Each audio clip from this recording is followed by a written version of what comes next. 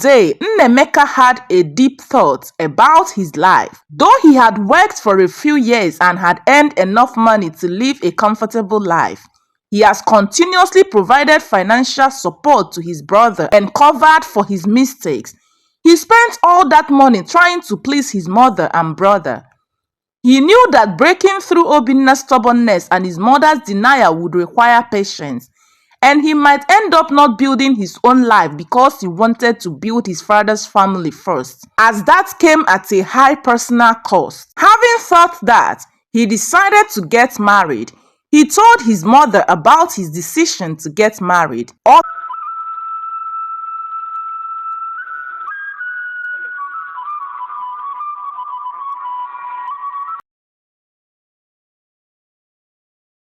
Once upon a time in Mbulu village, there lived a young woman named Ogadi. She was blessed with two sons, Nnemeka and Obinna. Nnemeka was the older son of Ogadi and embodied the attributes of a leader.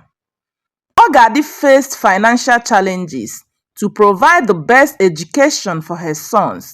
Through her small business endeavors, selling tomatoes and pepper in the village market, she managed to save every penny she could spare. She sacrificed her own comforts to ensure that Nnemeka and Obinna could attend the university. She believed in the power of education to transform their lives, and she was willing to do whatever it took to make that dream a reality. Through her tireless efforts, Ogadi was able to send both Nnemeka and Obinna off to the university. As Nnemeka pursued his studies at the university, he noticed the stress their education placed on their mother, Ogadi. Nnemeka was eager to elevate her burden. He took on a part-time job during his spare time. He tutored other students, worked at the local library, and even served bricklayers around the village. He committed himself to earning extra income to support himself and lighten his mother's load. Ogadi was deeply touched by Nnemeka's kindness and support.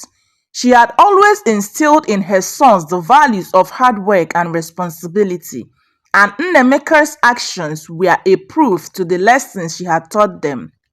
As Nnemeka continued to help, the financial strain on the family eased, allowing Ogadi to focus on providing emotional support to both her sons as they continued their academic pursuits. Time went by and Nnemeka successfully graduated from the university, earning top grades in his field of study. His hard work had paid off. He got a well-paying job with his good results, which brought financial stability to the family. Obinna, his younger brother, was still pursuing his studies at the university, and Nnemeka decided to support him just as their mother had supported them both. He took on the responsibility of providing financial assistance to his brother Obinna. He paid for his tuition fees, rent, and every other thing he needed, while guiding him to the right path. Nnemeka made sure Obinna had the resources he needed to focus on his studies without the added burden of financial stress. Despite Nnemeka's best efforts to support and guide his younger brother, Obinna became lazy and mischievous. He neglected his studies and joined a group of uncultured boys who are in school squandering their parents' wealth. When Nnemeka saw his brother diverting from their set goals, he was frustrated and at the same time concerned. He knew that his brother had the intelligence and ability to succeed, but his lack of focus and discipline held him back. Nnemeka tried to intervene, offering advice and encouragement to Obinna, but his words often fell on deaf ears. Obinna's rebellious nature made it difficult for him to accept guidance, and he continued to drift aimlessly through his university years. Nnemeka refused to give up on his brother. He continued to support him financially and emotionally, hoping that one day he would find his own path and realize his full potential. Time passed and Obinna managed to complete his education, and his behavior continued to spiral downward. His irresponsible lifestyle led to accumulating debts, mounting stress on his brother Nnemeka, who took on the burden of clearing his financial mess. Regardless of Nnemeka's frustration and complaints, their mother, Ogadi, seemed blind to Obinna's faults. She always made excuses for his behavior and turned a blind eye to his shortcomings. Through it all, Nnemeka believed that with the right guidance and support, Obinna could overcome his challenges and forge a better future for himself. Ogadi's love for her younger son clouded her judgment and prevented her from seeing the harm he was causing to himself and their family. Nnemeka knew that enabling Obinna's behavior would only perpetuate the cycle of irresponsibility. But confronting his mother about it felt like a hackling task. Obinna grew worse when he couldn't get a job for himself with his poor results, clubbing and lavishing his brother's hard-earned money on drinks and women. One day, Nnemeka had a deep thought about his life. Though he had worked for a few years and had earned enough money to live a comfortable life, he has continuously provided financial support to his brother and covered for his mistakes. He spent all that money trying to please his mother and brother. He knew that breaking through Obinna's stubbornness and his mother's denial would require patience, and he might end up not building his own life because he wanted to build his father's family first, as that came at a high personal cost. Having thought that, he decided to get married. He told his mother about his decision to get married. Ogadi was happy about it, but not after she told her younger son about it. Obinna poisoned his mother's mind about his brother's decision to get married. He told their mother that if Nnemeka should get married, he would abandon them and focus on his wife and family. Their mother, whose mind had been poisoned, asked that Nnemeka should wait for some few years before he could get married. Nnemeka did not listen to his mother this time, and so he got married to Marachi, a kind-hearted woman who shared his values of peace and unity. Their marriage brought a sense of stability and happiness to Nnemeka's life. Marachi provided him with support to manage the complexities of family dynamics. His wife's advocacy for a peaceful and united home matched with his, and reminded him of the importance of fostering harmony and understanding within his own family. Marachi, with her compassionate nature, was dedicated to building a united family. She accepted her new role wholeheartedly. She saw Nnemeka's family as her own and made it her duty to ensure peace in the family. Over time, Obinna started abusing Marachi physically. Whenever his brother was away and he needed money and Marachi couldn't give him the money, he would beat her mercilessly. Despite the pain and injustice inflicted upon her, she faced a difficult choice: to confront the abuse and risk creating conflict within the family, or to continue covering it up in the hopes of maintaining peace.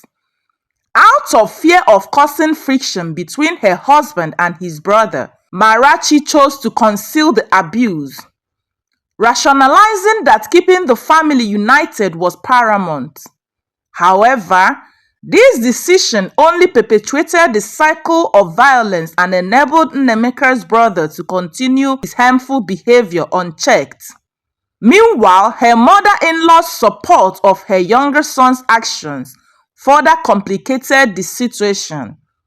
Her refusal to acknowledge the severity of the abuse and hold her son accountable only served to reinforce the toxic dynamic within the family. Despite the challenges, Marachi remained committed to her belief in the power of love and forgiveness to heal wounds and bring about positive change. Marachi advised her husband Nnemeka to give his brother some money to start up a business of his own, as he was becoming a man, to be able to fend for himself and his future family. Nnemeka gave his brother a huge sum of money to start a business. He thought that since he couldn't get a job, entrepreneurship would steer him towards responsibility and success. But Obinna continued to abuse the opportunities given to him as he squandered the money for his business. After he had squandered the money, Obinna returned to his brother's home. His return brought renewed tension and strife as he continued to inflict torment upon Marachi. However, as the abuse persisted, Marachi faced a painful realization that protecting her family's image at the expense of her own well-being and safety was not sustainable. She realized that her efforts to support her brother-in-law had only enabled his destructive behavior. And so she told her husband how he had been abusing her. Nnemeka was forced to reassess his approach and consider taking decisive action to protect himself and his wife's well-being. Not minding the emotional toll, Nnemeka and his wife recognized the importance of prioritizing their own safety and happiness. They knew that breaking free from the toxic cycle of abuse and manipulation was essential for their own peace of mind and the welfare of their family. Nnemeka rented an apartment somewhere else for his brother, gave him some money to start up a business, and then warned him against coming to his home. After he had left, Marachi and her husband lived a peaceful and harmonious life for some time before Obinna came back again with his mother's manipulation to get another money from his elder brother. Obinna never knew the last money his brother had given him was obtained from a loan, and so he told his mother that Marachi had bewitched his brother and had diverted his attention towards her own family. The mother pressed Nnemeka to assist his brother one more time, but he couldn't as he had gone bankrupt. Out of jealousy and rage, Obinna poisoned his brother Nnemeka. Nnemeka died, leaving his wife and son. When Ogadi heard of her son's demise, she accused Marachi for killing him and took her to the elders. In Mbulu, whoever that is accused of killing her husband is sent into the evil forest for 12 market days, and if she survived and came out alive without being eaten by wild animals, she would be considered innocent.